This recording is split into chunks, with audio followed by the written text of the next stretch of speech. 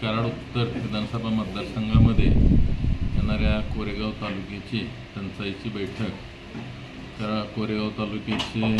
प्रांताधिकारी अतुलजी कुदळे आणि तहसीलदार संगमेशजी कोडे आणि त्यांच्या सर्व प्रशासनाचे अधिकारी यांच्या समेत बैठक झाली। त्यामध्ये कोरेगावचा जो काही पूर्व भाग आहे त्या भागामध्ये पाणी टंचाई काही प्रमाणात काही गावांमध्ये जाणवते आणि त्या अनुषंगानं त्यावर उपाययोजना करण्याच्या अनुषंगानं त्यामध्ये फार सकारात्मक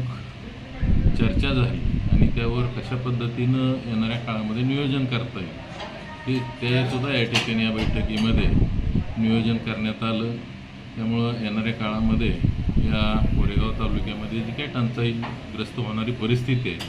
त्यावर अतिशय योग्य पद्धतीनं मात करता येईल। रहमतपूर संदर्भात आपण अडचण उपलब्ध झाली त्याविषयी काय बोलू? काही धोमच्या कॅनॉलच्या अंदर येणारं जे काही क्षेत्र आहे त्यामध्ये काही ठिकाणी थोडं पाणी कमी मिळाले तर त्या अनुषंगाने संबंधित अधिकाऱ्यांशी चर्चा करून पुन्हा त्या ठिकाणी आणखी येणाऱ्या 4-5 दिवसामध्ये आपण पाणी सोडण्याचं नियोजन करतो आहे। त्याच पद्धतीनं कॅनेरी एक्सप्रेस कॅनॉलवरील सुद्धा काही शेतकऱ्यांचे पाण्याचे विषय होते त्या अनुषंगानं सुद्धा त्यामध्ये सकारात्मक चर्चा झालेली आहे। त्यामध्ये शेतकऱ्यांना सुद्धा शेतीला पुरेसं पाणी देण्याचं नियोजन आम्ही केलेलं आहे आणि जी काही आज वेळू असेल बेलेवाडी साप आंबेरी त्याच पद्धतीनं अलीकडं पवारवाडी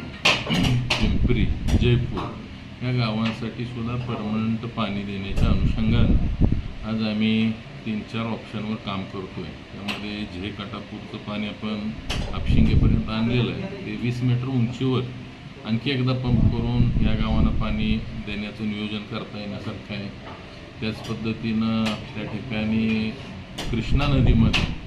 काही जे जुने केटीवेअर आहेत त्याचं बॅरेजमध्ये रूपांतर करून त्या माध्यमातून सुद्धा सुधारित प्रशासकीय मान्यतेमध्ये या स्कीमचा अंतर्भाव करून आपल्याला कृष्णा नदीचं पाणीसुद्धा या गावांना येणाऱ्या काळामध्ये देता येईल आणि या अनुषंगानं संबंधित अधिकाऱ्यांना त्या आपल्याला जी काही फिजिबिलिटी येण्याच्या दृष्टिकोनातून कोणता या ठिकाणी योजना फायदेशीर राहील त्याचंसुद्धा आमचं नियोजन या ठिकाणी चालू आहे की जेणेकरून इथून पुढच्या काळामध्ये कायमस्वरूपी या कोरेगाव विभागातील या गावांना कधीही टंचाईचा सामना करावा लागला नाही पाहिजे या दृष्टिकोनातून आम्ही या महायुती सरकारच्या माध्यमातून आदरणीय मुख्यमंत्री देवेंद्रजी फडणवीस साहेबांच्या मार्गदर्शनाखाली कायमस्वरूपी तोडगा काढू। महावितरणला तांत्रिक असणाऱ्या अडचणी आपण कशा दूर करणार? महावितरणमध्ये जे काही तांत्रिक अडचणी आहेत बऱ्याचशा ठिकाणी गावठाण आणि ज्या काही पाणीपुरवठा योजना आहेत त्या ठिकाणी आत्ता ट्रान्सफॉर्मरची गरज आहे तर त्या अनुषंगानं RDSS योजनेच्या माध्यमातून या कराड उत्तर विधानसभा मतदारसंघामध्ये जवळपास आम्ही आता 87 नवीन ट्रान्सफॉर्मर बसवतो आहे की जेणेकरून जी काही मोठी गावं आहे तर तारगावसारखं गाव आहे त्या ठिकाणी ॲडिशनल 5 ट्रान्सफॉर्मर देतो आहे। किरोलीला काही आत्ता ट्रान्सफॉर्मर देतो आहे त्याच पद्धतीनं वाठारला काही ट्रान्सफॉर्मर देतो आहे आर्वीला देतो आहे त्याच पद्धतीनं नागझरी म्हणजे या ज्या गावांमध्ये आज फार मोठ्या प्रमाणावर ह्या अडचणी येत आहेत पलीकडच्या बाजूला आतीत नागठाणे काशीळ मत्यापूर देशमुखनगर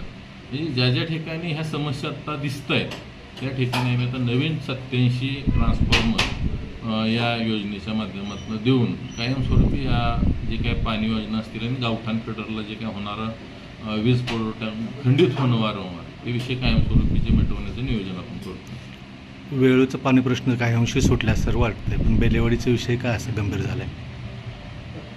बेलेवाडीचा सुद्धा आता तसं पिण्याच्या पाण्याचा प्रश्न त्या ठिकाणी सुटण्यासारखा आहे परंतु काही शेतकरी त्या ठिकाणी चुकीच्या पद्धतीनं सायपण टाकणं चुकीच्या पद्धतीनं उपसा करणं